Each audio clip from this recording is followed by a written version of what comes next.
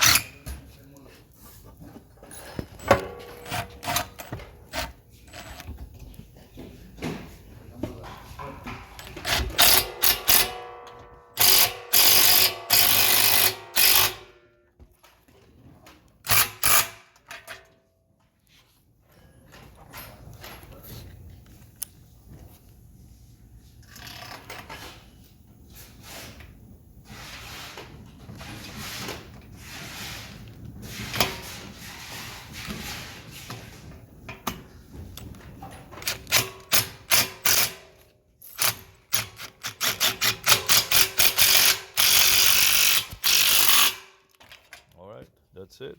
So all you got to do is just cover these all with the 5/8 hole plugs, put the upright cap on, and done. The same thing you would do with the top rail, and good to go.